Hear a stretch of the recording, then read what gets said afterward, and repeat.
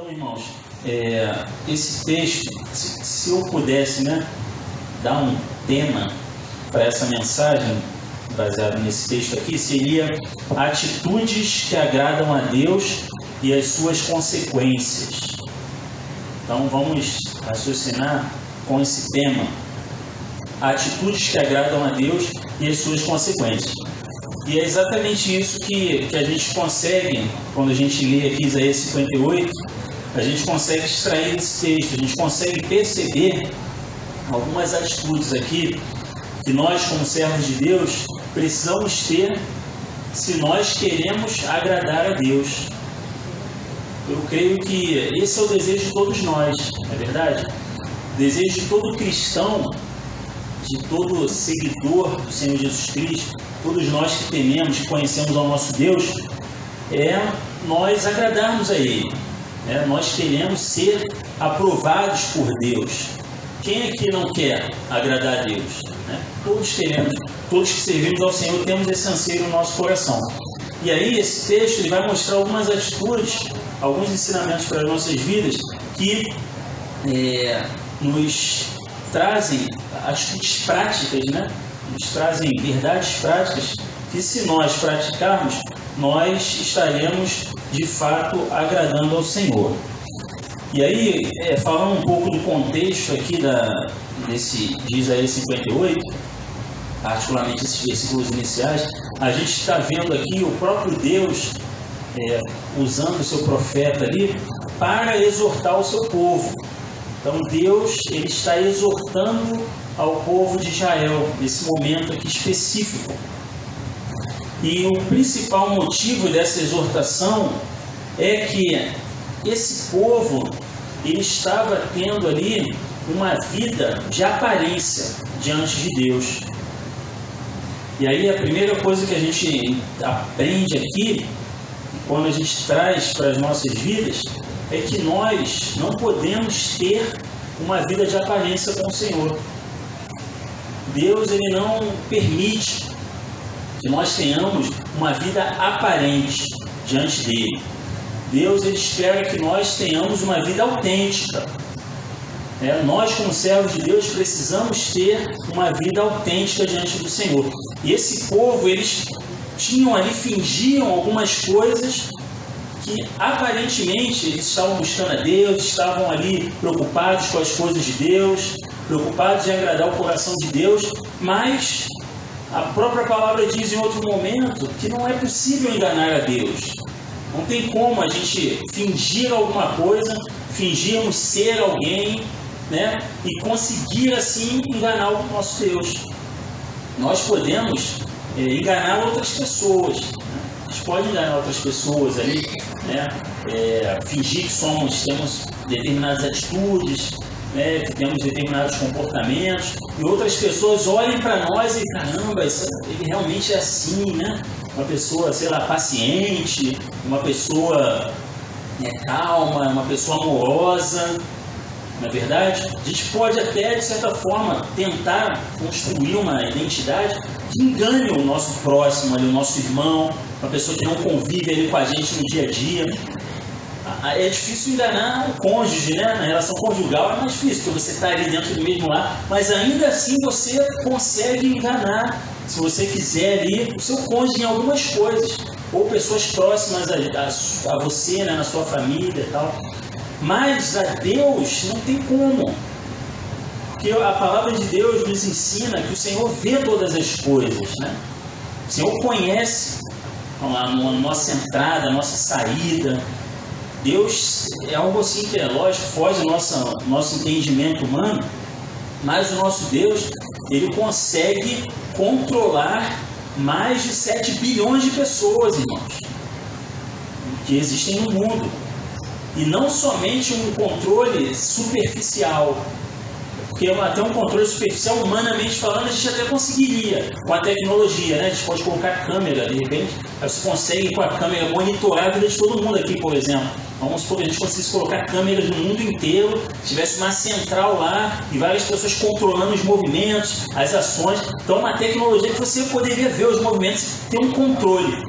Mas o nosso Deus ele consegue ter esse controle externo e interno, porque Ele conhece os nossos pensamentos. Isso nenhum homem conhece, né? Ninguém consegue conhecer, nem Satanás, nem os demônios têm essa capacidade de conhecer a mente, o que se passa no íntimo, o que se passa dentro do nosso coração, os nossos sentimentos. E a gente vê que até mesmo uma oração que não é falada, o Senhor ouve. Isso é algo tremendo, irmãos. E aí, quando a gente vem para cá, né, voltando para o texto, a gente percebe exatamente isso. Aquele povo, ele aparentava ter uma vida com Deus, uma vida que agradava ao Senhor, mas na verdade não tinha essa vida com Deus. E aí o Senhor vem aqui, né, através do profeta Isaías, e ele exorta esse povo. Ele fala, né, vocês parecem desejosos, mas na verdade não são. É só fingimento. E esse é o primeiro ensinamento que a gente consegue extrair, né? Eu acho que pode até resumir esse texto, essa questão da aparência. O primeiro ensinamento é esse: não podemos, irmãos, ter uma vida aparente diante de Deus. Nós precisamos ser autênticos. É melhor você ser autêntico. Se você erra, seja autêntico com Deus. Fale para Deus: Senhor, eu estou com raiva, está querendo me dar ódio. Às vezes a gente acha que pode enganar Deus, né? A gente está ali com raiva de alguma coisa tal, e você finge que não. Tenta esconder, como se Deus não soubesse, irmãos. Então o Senhor espera isso de nós. É melhor nós sermos autênticos. Quando a gente vai lá em Apocalipse, o nosso Deus, ele fala, né, que ele faz uma comparação ali entre uma pessoa morna, uma pessoa quente e uma pessoa fria, né? O morno é o detestável aos olhos de Deus. É mais detestável o morno do que o frio. Porque o frio, a pessoa fria, vamos dizer assim, ela demonstra uma autenticidade. Não vou na igreja porque eu não quero ir, né? O quente representado ali, não, eu vou estar firme ali com o Senhor. E o morno não, ele vai, mas não quer ir. Então ele finge que está ali. Esse é mais detestável, é mais desagradável ao Senhor. Estar em cima do muro. Então, também, né, nós podemos ver essa questão da necessidade de nós sermos autênticos diante de Deus. E aí, passando essa primeira parte aqui, a gente vai ver, aí explorando com mais detalhes aqui o texto, nós vamos ver algumas atitudes, como eu falei no início, que esse povo fingia que tinha, mas não tinha. Mas nós precisamos ter. Então, olha como complicado, hein, irmão? O povo fingia que tinha uma atitude e não tinha. Mas são atitudes que Deus queria que eles tivessem. Eles sabiam disso. Poxa, eu preciso ter essa atitude. Mas eu não tenho, mas eu vou fingir que tenho para tentar enganar. E aí, quando a gente olha para, particularmente ali o versículo 2, nós vamos ver essas atitudes que nós precisamos ter. E o povo fingia que tinha, mas não tinha. A primeira delas, no início do versículo 2, diz lá: pois dia a dia me procuram. Então a primeira coisa, irmãos, a primeira atitude que nós precisamos ter, se nós queremos agradar a Deus, é procurar a Deus. Nós precisamos procurar o Senhor.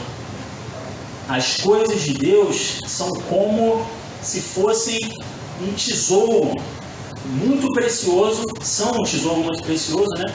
Mas vamos supor que você saiba que existe um tesouro físico, né? Muito ouro ali, sei lá, um baú de ouro, né? E você quer aquilo para você. E aí você tem um mapa ali, algumas formas para você conseguir procurar, ir atrás desse tesouro. E se aquilo é precioso para você, você vai procurar, não é verdade? Tem aí, a gente olha, muitos momentos, né? Já vi algumas vezes isso, estudiosos, né, arqueólogos, estudiosos de maneira geral, que ficam estudando a história ali para ver, às vezes, a locomoção, estudando a história, e veem sobre navios que se deslocavam da Europa para cá, para a América, por exemplo, com muitos tesouros. Esses navios afundaram no oceano. Já viram isso? E esse navio está lá, irmãos, está cheio de ouro. Havia toneladas e toneladas de ouro, metais preciosos que vinham lá de Portugal, né? Portugal buscava daqui da América para lá e vice-versa, né? Mas principalmente da América para a Europa, melhor dizendo.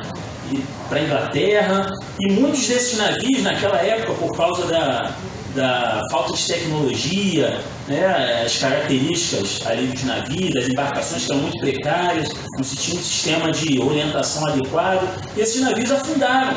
Estão no fundo do mar, irmãos, até hoje, com toneladas de ouro, de metais, e existem pessoas que ficam estudando, pesquisando, para tentar achar. De vez em quando acham, né? Às vezes a gente vê, o cara acha, não, irmãos, é o mesmo ouro, passa 300, 400 anos, o ouro está lá, né? Só ali tem uma limpeza, o cara fica, essas pessoas ficam em busca desse tesouro. Às vezes passam a vida inteira procurando esses tesouros, achando, né? Aí ganhou, né? Achou lá o navio pirata, né? Foi abatido por piratas, está lá no fundo do mar, cheio de ouro, e aí mudou a vida dele. E assim é com o Senhor, irmãos. Nós precisamos ter esse anseio por procurar a Deus, ter essa expectativa de procurar as coisas de Deus. E esse povo fingia que tinha isso, que dia após dia, ele diz, ó, pois dia a dia me procuram. Né? Deus espera que nós o procuremos todos os dias. Nós precisamos procurar o nosso Deus todos os dias, porque Ele tem tesouros para nós. Deus tem tesouros espirituais, Deus tem coisas maravilhosas para as nossas vidas, Deus tem dons para as nossas vidas, tem muitas coisas que Deus quer nos revelar. Muitas coisas misteriosas, coisas grandes, irmãos, que o Senhor quer revelar para nós. Mas Ele só revela se nós procurarmos, se nós o priorizarmos. Como a palavra diz, buscai ao Senhor enquanto se pode achar, também no texto de Isaías, né? Então, Deus, Ele nos dá caminhos, Ele nos dá motivações, Ele nos dá ali toques, vamos dizer assim, para que a gente possa, para tentar nos despertar a buscarmos mais a Ele, a procurarmos mais a Ele. Mas essa busca, essa procura, depende de nós. Nós precisamos procurá-lo todos os dias. E Deus espera isso. Ele quer nos acrescentar muitas coisas maravilosas, coisas profundas, né? Como Ele falou lá para Jeremias, coisas ocultas, coisas grandes. Buscar-me-eis e me achareis, quando me buscardes de todo o coração. Então o Senhor, Ele quer ser achado por nós. E nós precisamos ter essa atitude de procurá-lo.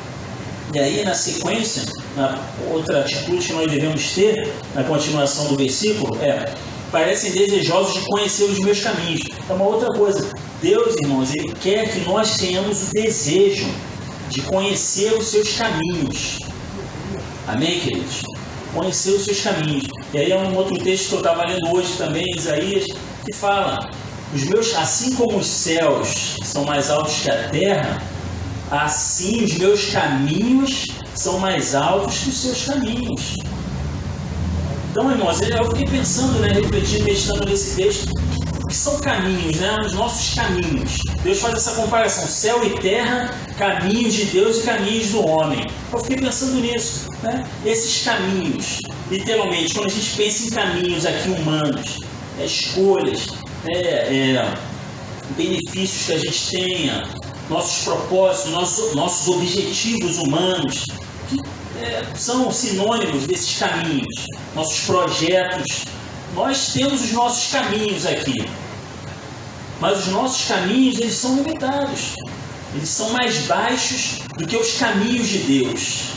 Os caminhos de Deus são supremos, são coisas grandes, coisas profundas, coisas tremendas, coisas ocultas, que os caminhos humanos não podem alcançar. E aí Deus quer, né, como Ele diz aqui, que nós tenhamos o desejo de conhecer os caminhos dEle. E não fiquemos limitados aos nossos caminhos. A nossa vida é só aqui, eu quero estudar, eu quero, sei lá, fazer um mestrado, eu quero ter um bom emprego. Tudo bem, são bons caminhos. Mas Deus espera, irmãos, que a gente busque caminhos mais excelentes. Os caminhos de Deus, coisas grandes, irmãos, coisas profundas, coisas que esse nosso esforço humano, né? Por mais que nós nos esforcemos humanamente, o mundo, a terra, as coisas materiais, né, humanas, elas não vão poder nos dar. Nós nunca alcançaremos aqui na terra. esses caminhos profundos, né, essas coisas grandes, as coisas celestiais, como a gente vê, que, ó, um exemplo simples já que o apóstolo Paulo fala, né, que de um homem, alguns acreditam que ele está falando de si mesmo, mas não falou para não esclarece aquilo para, né, um motivo, né, que ele quis ocultar. Ele fala que o homem foi arrebatado até o terceiro céu. Hoje está ali, irmãos, nos céus, vendo as coisas, a glória de Deus, os caminhos do Senhor, irmãos. Isso que Deus quer para a sua igreja. Nós temos vivido muito embaraçados com as coisas dessa terra. E o sistema mundo ele faz isso conosco, as dificuldades. O que eu falei também, os nossos projetos, nossos planos. Quando a gente fica muito ligado a tudo isso, a gente esquece o que é prioritário, irmãos, o que é maior, que são as coisas de Deus, porque a terra, as coisas desse mundo, elas vão passar, irmãos. A gente precisa dizer isso para a nossa alma, para o nosso espírito todos os dias. A gente precisa se convencer disso todos os dias, que essas coisas são perecíveis, né? São perecíveis. Eu ouvi um testemunho de um irmão, ele fala uma pregação, né, um evangelista, ele falando que ele gosta muito de estar em cemitério, ele gosta de enterro, né? Porque ali é um momento que, como o próprio Salomão falou, é um momento de reflexão, é um momento que a gente para pensar. Todo mundo, né, por mais incrédulo que a pessoa seja, mais incrédula, ela, naquele momento ali, ela faz uma reflexão, quando ela vê um corpo ali dentro de um caixão, cheio de flores ali e tal. É um momento que você, qualquer um reflete, pô, um dia vai ser eu aí, né? No mínimo ele vai pensar isso, ou ela. E aí ele estava falando que ele estava no enterro, e ali o Espírito Santo de Deus começou a falar com ele, ali no ouvido dele, ó, isso aí é só um templo vazio, é só um corpo, vai ser enterrado, né, como a palavra diz, vai voltar ao pó, vai se desfazer ali daqui a alguns anos, já viu o pó de novo na terra e acabou. Que a vida, o espírito, não está mais ali. Ali é só uma embalagem, vamos dizer assim, físico ali daquele corpo, mas o espírito já não está mais ali, já foi para o Senhor, né, já está com Deus, né, ou com Deus, separado de Deus, mas no controle de Deus. Então, isso nos mostra, nos aponta que nós precisamos pensar nas coisas eternas, todos os dias. Nós precisamos nos lembrar disso todos os dias. As coisas estão além disso aqui, porque, como dito, a vida passa, irmãos, rápido, bem brevemente. Eu fiz aniversário sexta-feira, né? 35 anos. Aí eu vi lá uma fotinho que minha mãe colocou lá de lembrança de 17 anos atrás, quando eu ingressei no exército, magrinha ali, né?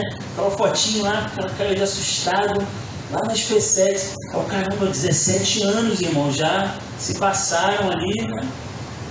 Caramba, a vida passa muito rápido, irmãos. A gente nem vê, e a gente vai morrer e tudo vai ficar aqui, né? As coisas humanas vão passar, irmãos. O que vai ficar? A eternidade. Esses caminhos que o Senhor fala, que nós devemos começar a buscar hoje. Nós devemos semear e plantar a nossa vida eterna agora. Amém, queridos? Então nós precisamos desejar conhecer os caminhos do Senhor, ansiar pelas coisas profundas que Deus tem escondidas ali para nós e quer nos revelar, né? O que faz, o que é direito e que não abandonou os mandamentos do seu Deus. Uma outra coisa aqui, né?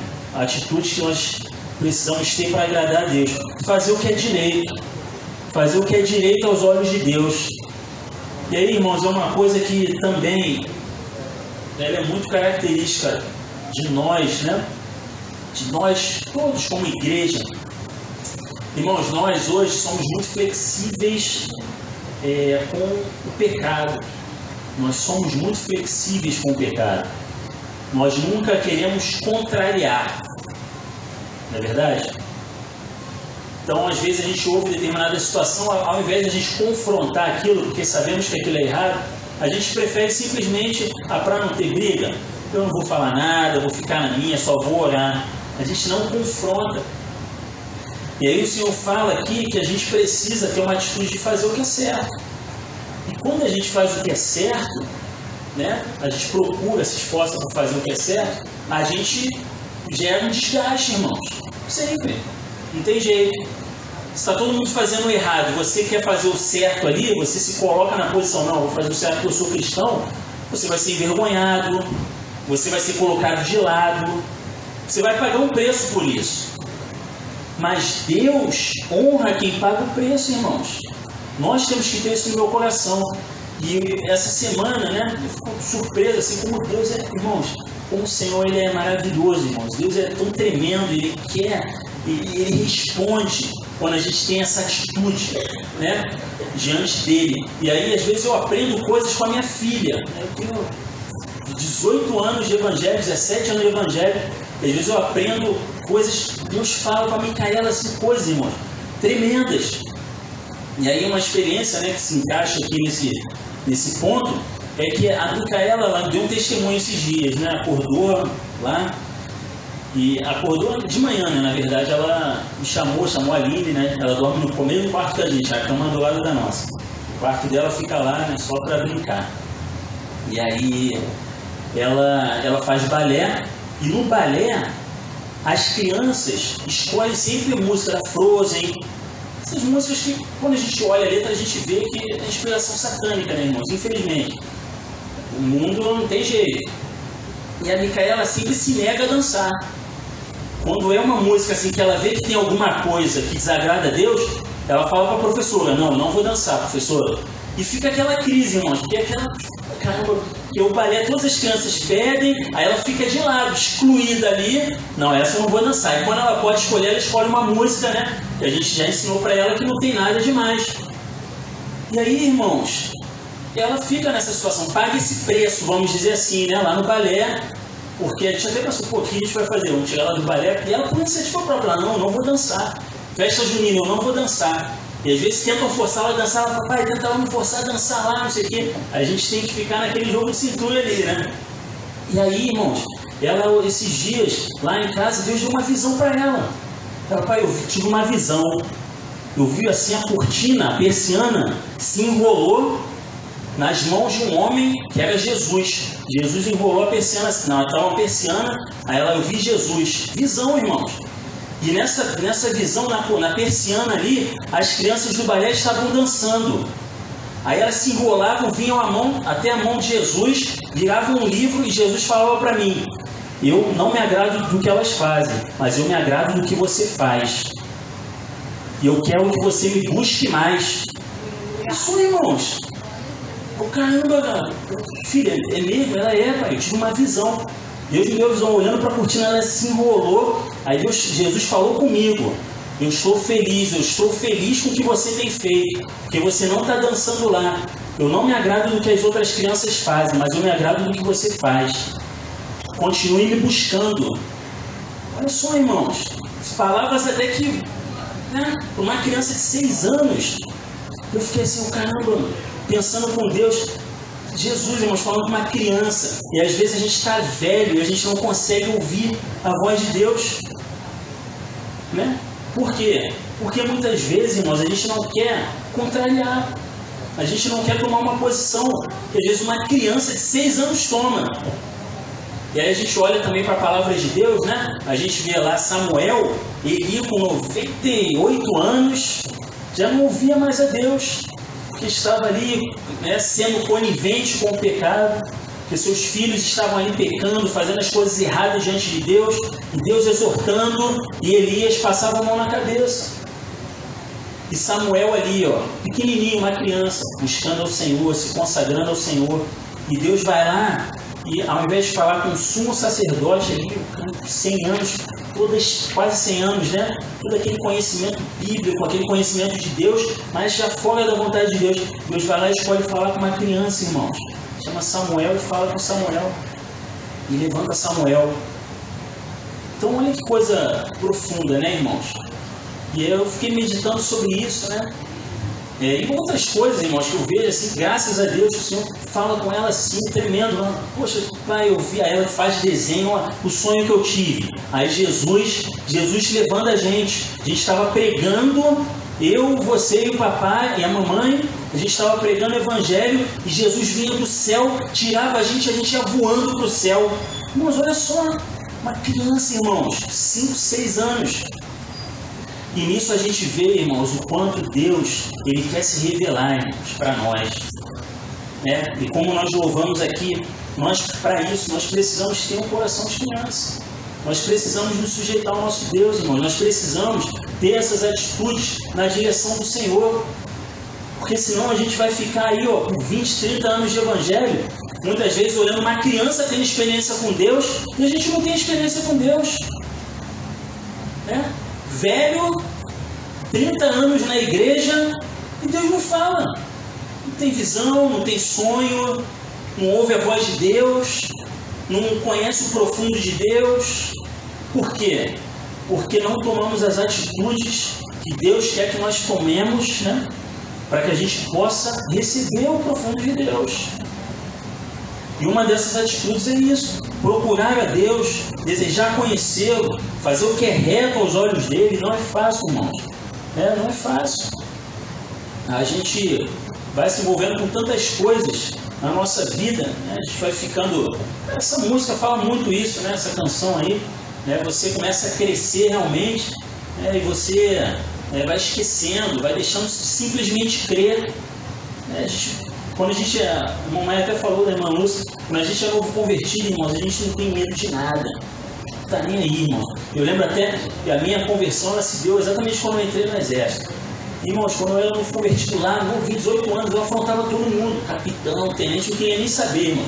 Tinha lá leitura de livro, eu vou ler a Bíblia. Eu sabia que eu me persegui, não estava nem aí, irmãos. Qual livro que você vai fazer a resenha? Vou fazer a resenha sobre o livro de João.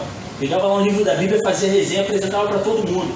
Não queria nem saber, irmãos, não estava preocupado em agradar o homem, só queria agradar o Senhor. E aí, como eu tinha experiências com Deus, irmãos, e sonhos, Deus mostrava perseguição, mostrava um monte de coisa, irmãos, um monte de experiência espiritual. E a gente vai ficando mais velho, a gente vai se afastando disso. A gente começa quer saber, você mais, como eu falei, né? Ser mais flexível, não quero problema, não quero estresse com ninguém, não quero contrariar ninguém, não quero contrariar meu chefe, porque senão ele pode me mandar embora. Se ele vê que eu sou cristão, ele pode me perseguir, e eu não quero ser perseguido, eu quero ficar na minha zona de conforto, né? E aí a gente deixa, irmãos, a gente passa, né, a agradar aos homens e desagradar a Deus. Quando a gente faz isso, irmãos, Deus não nos honra, não tem jeito, né? A palavra diz: o Senhor honra quem o honra, Deus honra quem honra Ele. Se nós o honrarmos, se nós estivermos dispostos a pagar um preço ali, muitas vezes, até por uma perseguição momentânea, uma humilhação momentânea, né? Que seja ali, nós receberemos a honra de Deus. A palavra diz: aquele que for humilhado será exaltado. Será exaltado, é só entregar, irmãos, vai chegar na hora certa. Com certeza, irmãos, a gente, não, isso é algo que a gente esquece muitas vezes, né? Quando a gente vive na prática, né? Viver na prática é muito mais difícil de quando a gente lê na palavra, né?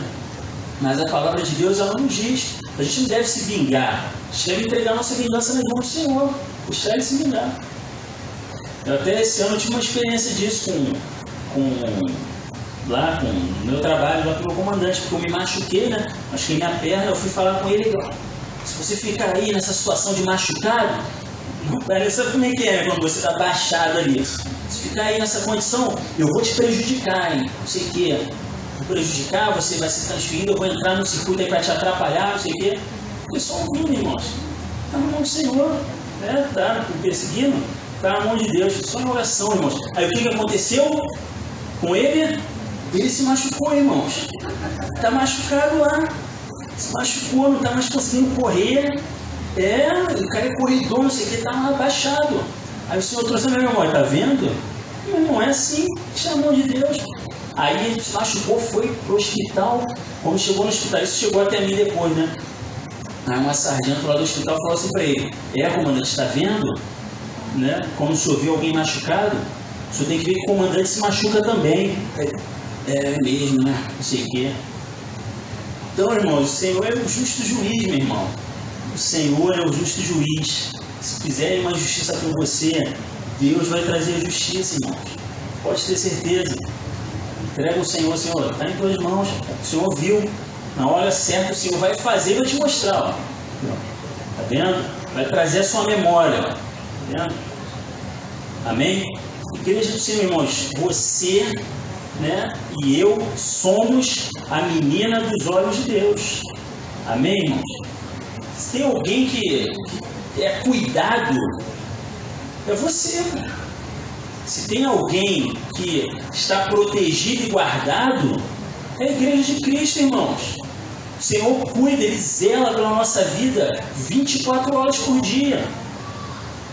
Né? A palavra diz: nem um fio de cabelo cai sem o controle do Senhor. Os olhos de Deus, eles estão ali, né, sobre toda a terra. Agora, os servos dele, aqueles que temem, que procuram, né, se esforçam, embora sejamos falhos, mas se esforçam em estar na casa de Deus, estar fazendo a vontade de Deus, é um olhar especial, irmãos. É lógico que é. Amém, queridos? A gente não está entregue ao acaso. Né? A pessoa às vezes no mundo, ela está entregue à própria sorte, irmãos. Ela está andando aí, pode ter uma bala perdida ali a qualquer momento, como a gente vê acontecendo o tempo inteiro. Mas o servo de Deus, ele está guardado. A palavra diz: há um anjo que acampa ao redor dos que o temem e os guarda. Então, às vezes você nem vê, mas uma bala perdida ali que seria para você, o Senhor livrou. E a gente não vê. Deus nem mostra. Ele dá livramento o tempo inteiro, irmãos. Para a gente, para a nossa família, para os nossos familiares, né? Quando a gente ora por eles, Deus poupa por causa da nossa oração. E às vezes a gente acha que a nossa oração não tem importância. Quantos livramentos, irmãos, nossos familiares têm porque nós oramos por eles, mesmo eles sendo incrédulos, mesmo eles não conhecendo o Senhor. Mas a nossa oração, ela tem esse poder, irmãos, porque Deus, ele tem um compromisso com o seu povo. Amém? Ele tem um compromisso, ele deu essa autoridade, esse poder para a igreja, esse instrumento que é poder, que é a oração. Uma oração que cura, uma oração que dá livramento, uma oração que transforma. Então nós temos que ter consciência dessas coisas. E aí, né, na sequência do texto, obedecer a palavra de Deus. Tem a ver com isso também, essa questão de fazer o que é correto, mas nós precisamos ter essa preocupação também, em nos esforçarmos, né, em obedecer a palavra de Deus. Isso é um esforço, irmãos. Diácono Maia estava aqui na IBD falando: servir a Jesus é maravilhoso, irmão, não tem nada melhor, nada melhor. O grande problema é que quando você serve a Jesus, você toma consciência de que existe um velho homem dentro de você. Antes ele te dominava, agora ele não te domina mais, mas ele está ali, sempre querendo combater o seu serviço ao Senhor. Então, você servir a Deus é maravilhoso, só que o seu homem interior, o seu homem exterior, né, o homem carnal, o velho homem, ele sempre vai trabalhar para atrapalhar o seu serviço. Aí às vezes as pessoas confundem isso, acham que a obra de Deus é penosa, né?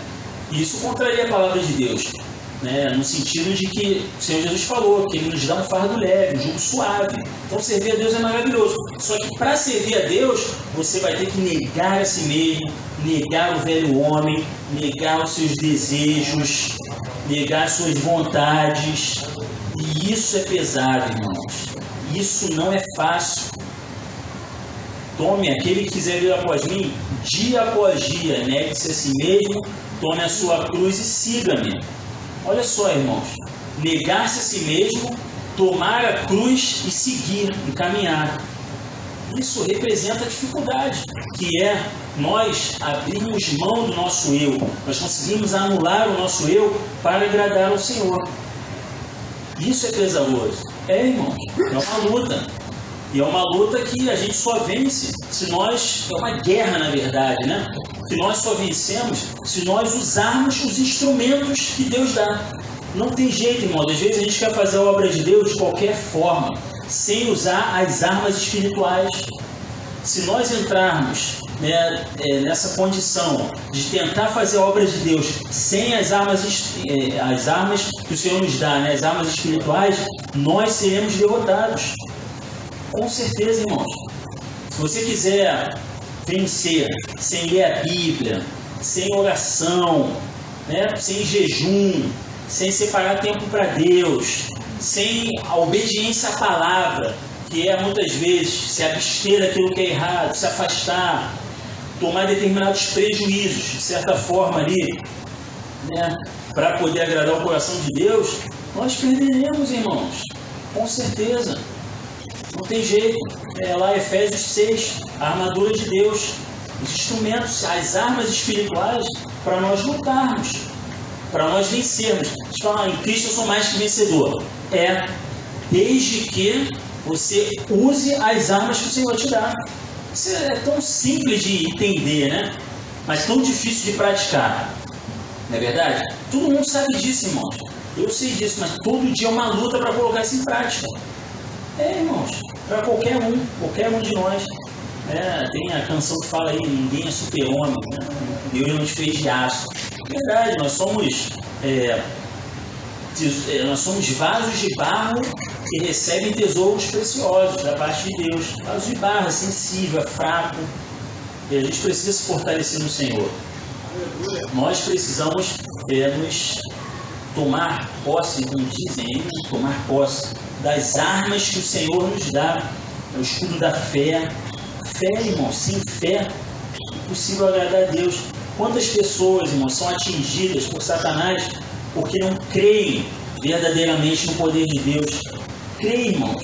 Fé é o escudo, contra os dardos inflamados do maligno. Satanás vai lá, lança uma seta. Se você não crer, você vai ser alvejado, irmão.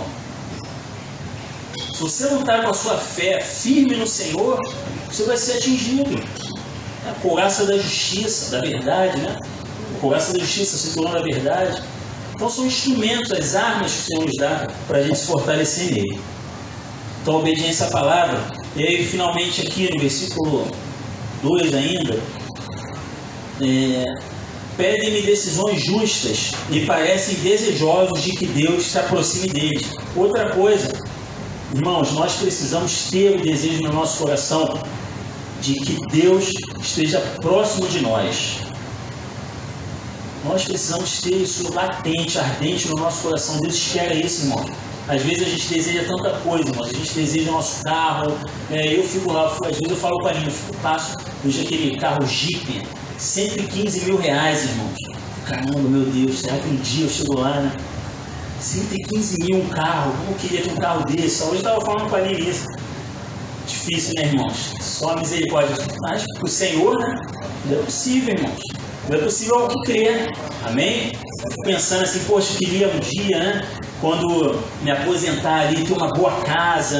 Queria ter uma casa assim, irmãos. Eu vi uma vez uma casa, eu fiquei, essa casa era a casa dos meus sonhos. Um quintal grandão assim. Aí eu fico imaginando isso, construir uma tenda ali no meio do quintal, um local só para oração, irmãos, para eu ficar ali, entendeu? Sair, me isolar de tudo e ficar ali, falando com Deus, orando ao Senhor, criar um espaçozinho no quintal de adoração a Deus, para me isolar, ter aquele tempo com Deus, sabe? Não é nada instrumento religioso, não, é só realmente um espaço para Deus ali. Eu fico pensando, cara, queria ter uma casa assim, espaçosa e tal. E assim vai, nós temos planos, desejos, expectativas humanas. Sim, temos, é lógico que temos. Mas, acima de tudo isso, Deus espera que a gente deseje que Ele esteja próximo de nós. Nós precisamos ter esse sentimento no nosso coração.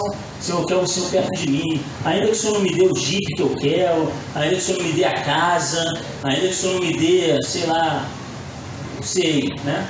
Mas eu quero a Tua presença, meu Deus. Eu quero que o Senhor esteja próximo de mim, porque a Tua presença ela é melhor do que tudo isso. Amém? É melhor do que o carro. Até ouvi um pregador falando isso. Meu irmão, você quer ir no carro do ano e tal? Eu quero andar em carruagem de fogo, meu irmão. Que nem Elias. Ficando na expectativa de carro humano, tem que pensar no carro celestial. Elias andou na carruagem de fogo lá, subiu aos céus num carro de fogo. Nenhum Mercedes, não tem BMW, não tem nada que se compare, irmãos. carruagem de fogo mesmo. Pegou Elias ali, olha, levou ele para o céu, irmãos. O carro ali, ó, a tecnologia humana não vai chegar nunca, nem chegar perto. Então essa precisa ser a prioridade das nossas vidas. Nós temos que colocar cada coisa no seu lugar, irmãos. No primeiro lugar tem que ser as coisas de Deus. O primeiro desejo do seu coração e do meu coração tem que ser estar próximo de Deus. Amém, queridos? O meu desejo do nosso coração tem que ser conhecer mais a Deus, se aprofundar mais nas coisas de Deus, buscar mais a Deus. Isso a gente tem perdido, irmãos, porque hoje, são muitas distrações, é muita facilidade. O mundo é bom, irmãos, né? Viver aqui não é bom? É ou não é, irmãos? Compara a vida de hoje com a vida na Idade Média. Hoje, eu saio de casa, vou no McDonald's. Ontem, fui lá na consagração, né? Aí voltando, vou passar no McDonald's. Pra lá, que hambúrguer delicioso. Aí comprei hambúrguer, comprei batata frita, um monte de coisa gostosa ali. Levei pra casa e comi lá com a Lívia e com a Micaela. Você quer, vamos no Habib. Tem um monte de coisa boa, irmãos. E aí, se a gente ficasse pegando muito essas coisas boas, a gente esquece das coisas de Deus. É verdade. Essa é a realidade, irmãos, da vida. São as ofertas. Não que isso seja ruim, não é isso. Mas quando a gente escalona de forma errada, ou a gente hierarquiza de forma errada as coisas, aí isso se torna ruim. A palavra diz lá, ó, não ameis o mundo, e nem o que no mundo há. Porque se alguém ama o mundo, o amor de Deus não está nele. Está lá em João, 1 João, né? 1 João. Não no Evangelho, lá nas cartas, lá no finalzinho da Bíblia. Então, o mundo é bom, irmãos. Tem muita coisa boa aqui, né? A casa e tal, carro, conforto, ar-condicionado, é muito bom. Mas o Senhor fala, Ele dá advertência, não ameis. Não ame isso não, né? Você pode desfrutar temporariamente e tal, mas não ame. Não coloque isso como primeiro lugar. Se você amar, você vai desagradar o Senhor. Isso aqui é complemento. E se não tiver, amém. O importante é estar com o Senhor. Amém, queridos? Então a gente precisa também se aproximar de Deus, irmãos. Ter esse desejo dessa aproximação, de que Deus esteja perto de nós. E aí lá no versículo 6, uma outra coisa que é falada aqui, já me aproximando do final da mensagem, né? Diz, o jejum que desejo, 58:6. O jejum que desejo não é este. Não é este soltar as correntes da injustiça, desatar as cordas do jugo, pôr em liberdade os oprimidos e romper todo jugo. Então Deus perguntando, não é isso que eu espero de vocês? Né? Vocês soltem as correntes da injustiça, as cordas do jugo, libertem os oprimidos e rompam todo jugo. Então, outra atitude que nós precisamos ter se queremos agradar a Deus. Irmão, não coloque jugo nos outros. Não coloque jugo nas outras pessoas. Amém, queridos? Às vezes a gente tem essa mania de colocar jugo nos outros, ser o acusador. Já tem Satanás, que é o acusador. E a gente quer fazer o papel do diabo, né? Apontando o dedo para o irmão, você, né? Colocando peso, lembrando o passado da pessoa, você fez isso. Isso é colocar jugo, irmãos, no seu irmão. Não, eu lembro de você fez isso e tal, né? E o Senhor fala, não faz isso não. Ao contrário, conduz o seu irmão para esse entendimento que hoje ele é livre em Jesus, que Jesus perdoou os seus pecados. Ele apagou, irmãos. Aliás, ele apagou, não, ele continua apagando, né? Porque a gente peca todos os dias. Todo dia à noite eu faço a minha oração. Aí eu sinto aquele livre, irmão. Eu dobro o meu joelho, oro, Senhor. Aí o Senhor, o Espírito Santo vai me trazendo os pecados, né? Vai trazendo, você fez isso, você fez isso, você pensou isso, você falou isso. É impressionante, irmão. O Espírito vai trazendo a memória aí. O que você fez durante o dia, né? Algumas coisas você não lembra, lógico. Aí você pede, faz aquela oração pontual. Senhor, eu fiz isso, me perdoe em nome de Jesus. Lança no mar de esquecimento, Senhor. Em nome de Jesus. E aquilo que eu não lembro, me perdoa também. Aí você foi perdoado, irmãos. Você sente aquele ali. Se eu morrer dormindo, estou tranquilo, né? Vou deitar, não tenho mais controle de nada. Deitei e dormi ali. O sono do justo, graças a Deus, né? A paz do Senhor ali, ó. Deita na cama e apaga, irmão. Você vai falar, se eu acordar na glória, tranquilo. Se morrer, bom, já estive ali, ó. Mais uma vez o Senhor passou a borracha ali nos pecados que eu cometi nesse dia e eu me arrependi naquele momento ali. É lógico, irmãos, que a gente não vai usar isso como justificativa para pecar, né, irmãos? Porque a palavra diz que o Senhor perdoa os pecados. Mas a palavra diz também que de Deus não se zomba. Não se zomba. As pessoas falam, não, eu vou ficar pecando até 60 anos. Chegar a 60 anos eu peço perdão e Deus me perdoou. Então eu vivi a vida ali no pecado, fiz o que eu quis, fui dono do meu ser, nunca me submeti a Deus. Então quando eu chegar, eu já ouvi isso aí, mas quando eu chegar na velhice eu peço perdão e morro tranquilo. Não, irmão, não é assim não. Amém? Quando a gente conhece o Senhor, a gente vê, irmãos, quando você se aproxima de Deus, vale muito mais a pena estar perto de Deus do que estar no pecado, irmãos. É muito mais maravilhoso estar servindo ao Senhor. Quando você tem um encontro com o Senhor, você pensa, poxa, por que eu não encontrei antes? Por que eu não estou servindo ao Senhor há mais tempo? Por que eu não estou mais esse relacionamento com Jesus ali, livre, irmão? Irmãos, nós somos livres. Livres. Você tem noção do que é isso? Satanás, ele não tem mais poder na sua vida. Às vezes a gente esquece disso, irmãos. Olha para a vida de uma pessoa do mundo, a pessoa que está aqui do lado, ó, fumando, bebendo, sem paz, irmãos, acorrentada. Se você olhar, Deus te mostrasse espiritualmente, você vê aquela pessoa ali, ó. Já viu aquele prisioneiro com uma corrente, uma bola de ferro, para ficar arrastando aquilo ali? Aqueles prisioneiros antigos, não tinha esse negócio? Amarrava uma corrente, uma bola de ferro. O cara tinha que ficar levando aquilo ali. Espiritualmente as pessoas estão assim, irmãos. Carregando ali a bola do vício, a bola da discórdia, a bola do rancor, do ódio. Você está aqui, ó, com o coração puro, irmãos. Eu não tenho ódio. Meu coração, olha, graças a Deus, meu coração, eu não tenho ódio de ninguém, irmãos. Como é bom isso, irmãos. Não tem nada, não tem mágoa no coração, não tem nada que eu fique, isso me oprime, isso me gera, eu não posso falar com fulano porque, ele me odeia, eu odeio ele. Olha só, irmãos, isso é um privilégio do servo de Deus. Você pode deitar à noite, dormir em paz, uma pessoa em paz, tranquilo, não tem nada que me traga pesar na minha alma, no meu espírito, estou livre. Estou livre em Jesus. Aleluia. Esse é um dos maiores bens que a gente tem, irmãos. E a nossa carne, velho, o homem fica querendo que a gente volte lá para o Egito. Para você voltar para a corrente, irmãos. Voltar a carregar uma bola de ferro ali. A bola de ferro do desequilíbrio emocional. A pessoa fica ali, um monte de relacionamento, um monte de pessoas, sai com uma pessoa aqui hoje. Era assim, eu lembro quando eu era na adolescência, uma namorada aqui, aí não estava satisfeito com a namorada ali, aí sai com um, sai com o outro, aquela maluquice, irmãos. Aí ficava chorando à noite, ouvindo pagode, as músicas ali, ficava ouvindo aquela porcaria lá, ficava ouvindo tristecendo a alma, irmãos. Você ficava triste, deprimido. Acabou, irmãos, não tem mais isso, não tem mais depressão, irmãos.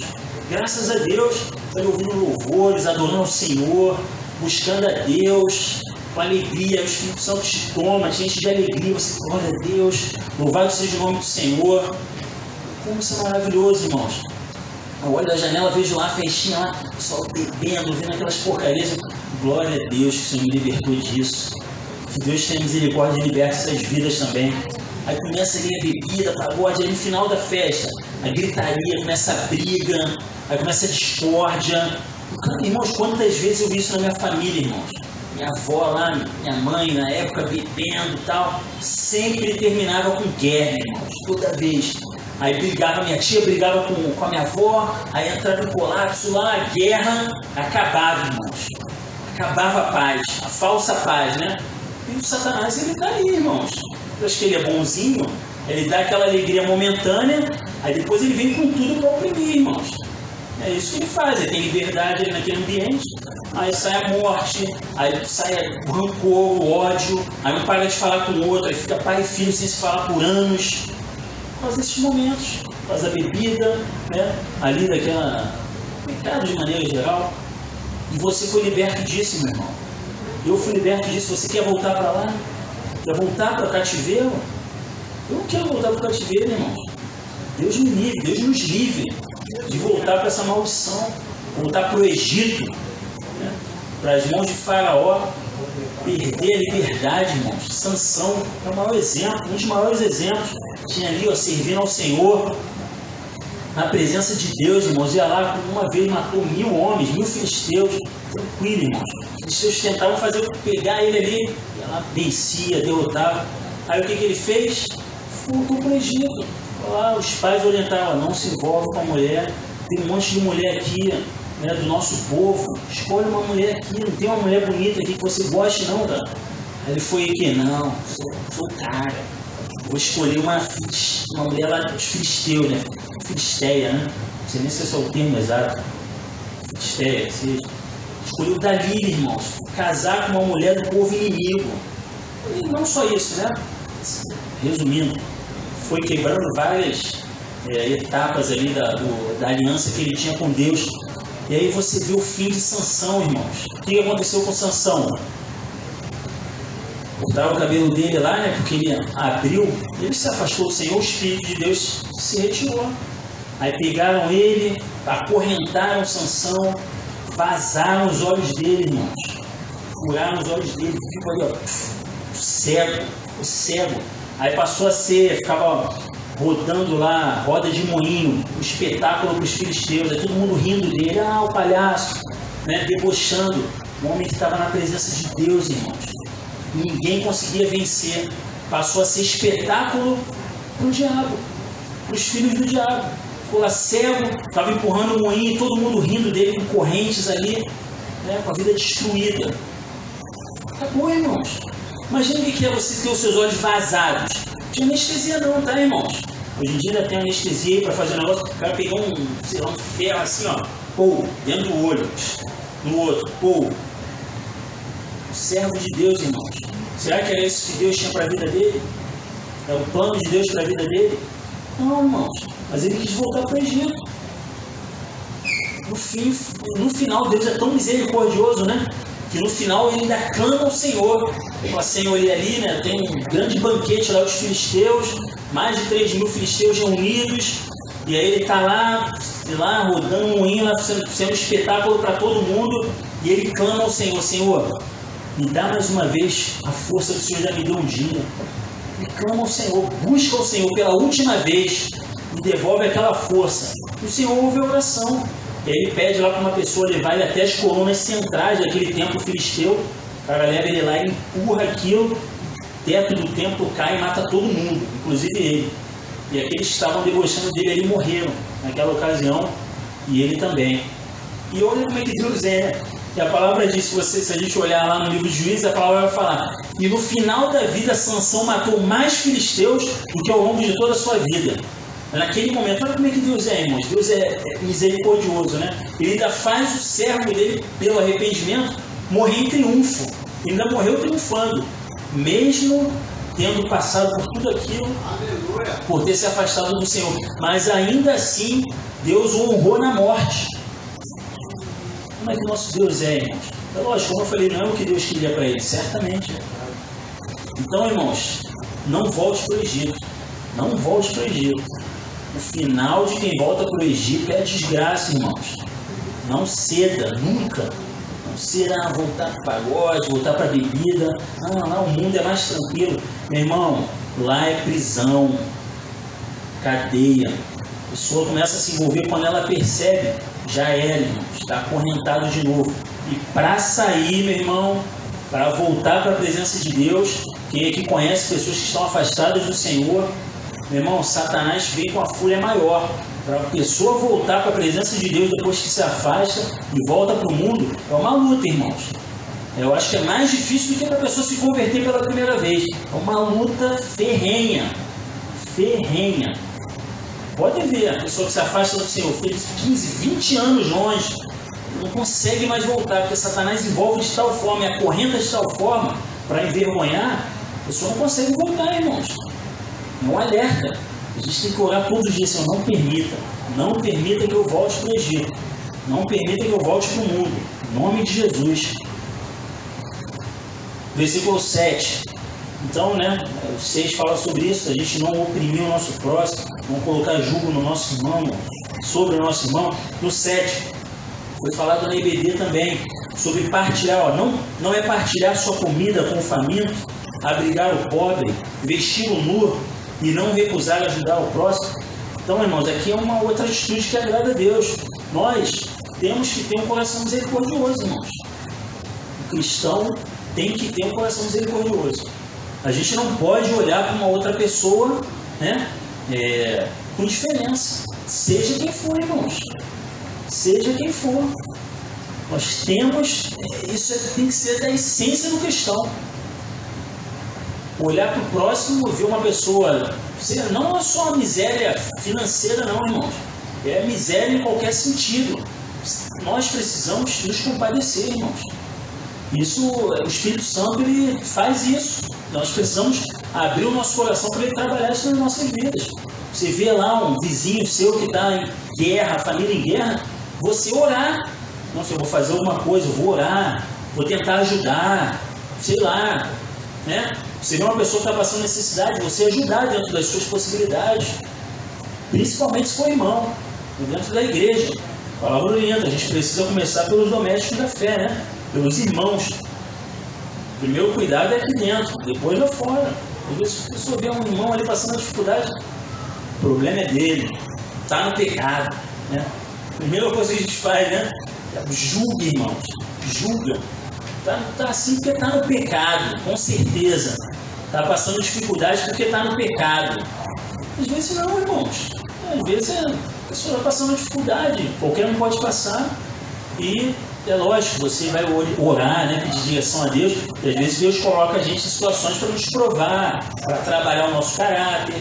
Tudo isso aí é a questão do discernimento espiritual, da intimidade com Deus. Você vai buscar, Senhor, como é que eu devo fazer para ajudar, para abençoar, me dar direção. O Senhor vai falar. Ou o Senhor vai falar, nesse momento não ajuda agora. Eu estou trabalhando. Aí é Deus, irmãos.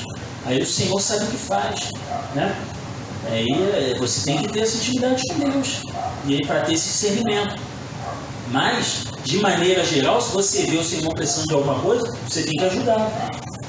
A não ser esses casos específicos. Precisamos ter essa atitude, né? Para finalizar, rapidamente, as consequências de quando nós temos essas atitudes que foram faladas, né, que agradam a Deus, isso traz uma consequência sobre as nossas vidas. Lá no versículo 8, Deus fala, aí sim, ou seja, a partir do momento que vocês fizerem tudo isso, vocês tiverem essa atitude, todas essas atitudes na minha direção, na direção do próximo, aí sim a sua luz irromperá como alvorada, e prontamente surgirá a sua cura. Olha só, irmãos, Deus está falando de cura, né? Cura. Está falando aqui que quando nós temos determinadas atitudes que nós temos na direção de Deus, né, vão trazer cura para as nossas vidas em determinados momentos. A oração do Pai Nosso fala sobre isso, irmãos. É proporcional. Se você tem misericórdia de alguém, Deus vai ter misericórdia de vocês. Se você abençoa o pobre, a sua justiça permanece para sempre. O reino de Deus é assim, irmãos. Às vezes a gente acha que o reino de Deus é só receber. Muitas vezes eu e você não recebemos algo de Deus porque a gente não escolhe doar primeiro. A gente não abençoa. E Deus nem tem, irmãos. Ele não deixa chegar até você. Porque o reino de Deus é assim. Você recebe depois que você abençoa. Né? Você planta e colhe. É até uma obra, né? A obra de Deus. Você planta aí uma oferta, abençoa a obra do Senhor. Aí o Senhor vai lá e te abençoa, meu irmão. Você tem um mão fechado que quer abençoar. Irmão, vai receber migalha. Vai receber migalha, porque o reino de Deus é assim. Aquele que contribui muito, né?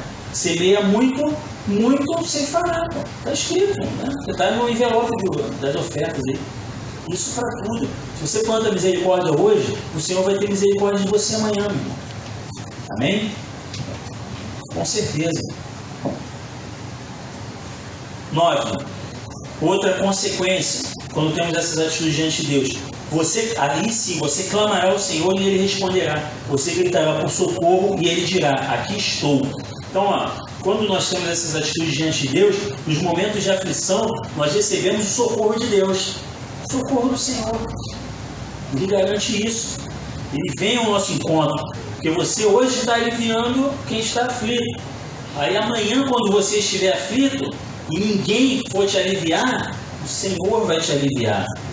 O Senhor vai se lembrar do que você fez. E o Senhor vai trazer o socorro para você. Amém? Isso que está falando aqui. E por fim, no versículo 11, diz: o Senhor o guiará constantemente, satisfará os seus desejos numa terra ressequida pelo sol e fortalecerá os seus ossos. Você será como um jardim bem regado, como uma fonte cujas águas nunca faltam. Olha só, irmãos, Deus fala que vai nos guiar constantemente. Quando nós temos essas atitudes diante de Deus, nós vimos aqui nessa mensagem, Deus nos garante que Ele vai nos guiar todos os dias, o tempo inteiro. O Senhor vai te guiar. Vai por aqui e tal. Abre o coração que Ele vai falar: não, isso aí não é bênção, não, isso aqui é bênção. Aqui, vai por ali e tal. O Senhor vai te guiando constantemente. Satisfará os seus desejos. Mas não é só satisfazer os seus desejos. Ah, eu quero ir no McDonald's. Não, meu irmão. É satisfazer os seus desejos numa terra ressequida. Sabe o que é isso? É as situações ali, ó, o país está em crise, não tem emprego, não tem nada. Aí o Senhor vai lá em você e te abençoa, meu irmão. O Senhor vai lá em você, ó, até está tudo fechado, não tem emprego, mas eu vou te dar um emprego. Eu vou abrir a porta para você. Está tudo contrário, irmão. As expectativas aí agora estão falando isso da recessão no país, né? O Brasil está sem dinheiro e tal. Graças a Deus, o Bolsonaro falou que vai ter um expediente. Eu estou torcendo por isso. Tomara que... Espero eu chegar no quartel terça-feira e falar: ó, meu expediente é a partir de amanhã. Não gravando aí não, né? Mas a minha expectativa é trabalhar até meio-dia, chegar em casa, glória a Deus, ficar em casa ali com a minha família. Então, mas é isso, recessão, crise total. Aí o Senhor vai lá e fala: não, mas eu vou abençoar, porque é meu servo. Ele obedece, ele busca, ele está na minha presença. Então, não tem terra seca, meu irmão. Está no deserto, pode ser o deserto. Ele falou: prepara uma mesa diante dos teus inimigos. Não importa, ele faz surgir de onde não tem, irmão. Esse é o nosso Deus. Amém, queridos? Quem nunca viveu uma experiência assim com Deus? Esse é o nosso Deus. O nosso Deus, ele não depende de circunstâncias, não depende do governo. Elias lá, quando estava seca, ia faltar água, Deus usou Elias para profetizar: vai faltar água e todo mundo vai ficar com fome, porque não vai ter água para o gado, vai morrer tudo. Aí o que Deus faz com Elias? Olha aqui, ó, terra seca. O que Deus fala para Elias? Vai lá para onde foi, meu irmão? Junto ao riacho de Querite, se eu não me engano, né? Acho que é o riacho que... Aí Deus dá a direção: Elias, você vai para lá, que lá você vai ter água. Lá eu vou mandar os corvos levarem alimento para você. Lá vai ter pão. Todo mundo passando fome, irmãos. O rei lá passando fome 3 anos e Elias lá, ó, na provisão, irmãos, na bênção de Deus. Amém, queridos? Isso que Deus faz na nossa vida, irmãos. Deus faz na vida daqueles que têm essas atitudes diante dele. Pode ficar tranquilo, irmão. Pode estar um furacão ao seu redor ali, né? O mundo caindo ao seu redor. Às vezes ali ela fala, essa fica tensa: pô, tá passando um meteoro perto da Terra. Ali fica meio tenso esse negócio. Eu fico tranquilo, se cai um meteoro aqui, amém, meu irmão. Glória a Deus. Deus vai nos livrar. Deixa o meteoro cair. Deixa o mundo. Meu irmão, estou com o Senhor, tá tranquilo. Tá tranquilo, irmãos. Tá tranquilo. Amém, irmão? Pode cair um meteoro, pode a Terra sair da órbita, sei lá, irmão, pode acontecer o que for, né? Até avião. A gente não gosta de avião, irmão. Nas últimas férias a gente não viajou porque ela não quis andar de avião. Tinha visto tudo, irmãos, a viagem, passeio lá para Aracaju, tudo. Chegou em cima da hora: não vou, não quero ir de avião, não quero andar de avião. Caramba, cara, só Deus, irmão. Porque na última viagem a gente pegou uma turbulência lá, ela ficou tensa. E ela, Micaela, ali na tensão: falei, me entrega a alma do Senhor, cara. Fica tranquila. Com essa turbulência ali, ó, aperta o cinto, eu fecho os olhos. Ali, começa a louvar o Senhor. Irmão, se cair esse avião, glória a Deus, irmão. O Senhor está no controle. Irmão, não adianta você se preocupar, não vai mudar, irmãos.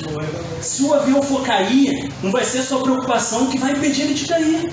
Eu falo para ela: ó, a gente orou antes de entrar no avião: Senhor, em nome de Jesus, toma esse avião, toma as nossas vidas, não deixe esse avião cair. Se for alguma coisa, fala conosco. Meu irmão, o Senhor não falou nada. Entra no avião, pô. Se for para cair, é porque Deus já preparou aquilo, é o Senhor que quer te levar naquela situação, né? Se não for, se o avião for cair e ele não quiser que você caia, ele vai falar antes. Como eu vi testemunho de um pastor que, naquele acidente da TAM que teve, ele subiu na escada, o Espírito Santo falou, desce que vai ter um acidente. Aí ele na fila assim, aí o piloto, aí a moça, né? Vamos, senhor. Aí o Espírito, desce, não entra nesse avião. Aí ele, pô, não, eu tenho que descer. Aí o cara, pô, tá maluco agora? Eu disse, que isso, né? Não, eu tenho que descer, Deus falou comigo para eu descer. Desceu, eu vi um testemunho desse. O avião foi, subiu e caiu, irmãos. Morreu todo mundo. Um acidente da TAM que teve um tempo atrás aí. Não sei se irmãos viram, que entrou lá no negócio lá, no prédio lá. Aí o pastor deu um testemunho, o senhor falou, desce. Irmãos, a gente serve a Deus, irmãos. Não, Deus vivo. Se tiver que morrer, não vai ser a sua preocupação que vai ficar, irmãos. É lógico, né? Não vai ser imprudente também, né? Mas tem que ficar tranquilo, irmãos, descansar no Senhor. Amém, queridos? Eu encerro aqui porque o tempo já foi. Vamos orar ao nosso Deus, agradecer ao Senhor, que essa palavra fique nos nossos corações, que a gente aprenda cada vez mais, irmãos, a entregar a nossa vida nas mãos do Senhor, se esforçar, irmãos, para buscar mais a Deus, amém? Desejar mais a presença de Deus, se aproximar do Senhor, focar nas coisas do céu. É isso que a gente precisa fazer, irmãos, exercitar, falar isso para a nossa alma. Eu preciso mais de Deus, eu preciso mais de Deus. Você tem que pregar para a sua alma, meu irmão. Amém? Isso é bíblico, tá? Davi falava lá, ó minha alma, por que está triste? É Davi pregando para a sua própria alma. Por que está batida dentro de mim? Amém? Ele estava triste, ele pregando para se alegrar. Você tem que pregar, irmãos, para você mesmo ali. Tem um maluco, falar, nossa, no nome de Jesus, vai passar, profetizar para você mesmo. Amém? E o Espírito Santo vai movendo. Vamos orar. Senhor, muito obrigado por esse culto, Senhor, pela Tua presença maravilhosa, pela Tua palavra, por tudo aquilo que o Senhor nos proporcionou nessa noite. Senhor, nós vemos a Tua palavra aqui e às vezes é fácil nós lermos, mas é muito difícil nós colocarmos em prática. Então, Senhor, eu te peço que o Senhor nos ajude, que o Senhor ajude a Tua igreja a colocar a Tua palavra em prática, a vivermos, ó Deus, a praticarmos essas atitudes que nós lemos aqui, para que a gente possa desfrutar, Senhor, dessas consequências maravilhosas que o Senhor tem para a vida daqueles que te obedecem, daqueles que te buscam, daqueles que desejam a Tua presença, daqueles que colocam o Senhor como prioridade das suas vidas. É isso que nós clamamos a Ti, Senhor. Nós pedimos a Tua bênção. Em nome de Jesus, a Tua ajuda para que a gente consiga, Senhor, fazer a Tua vontade. A gente coloque em prática o que aprendemos aqui, Senhor. Em nome de Jesus nós oramos e Te pedimos também que nos leve em paz, Senhor, para os nossos lares, nos guarde, Senhor, nos livre de todo mal, que a bênção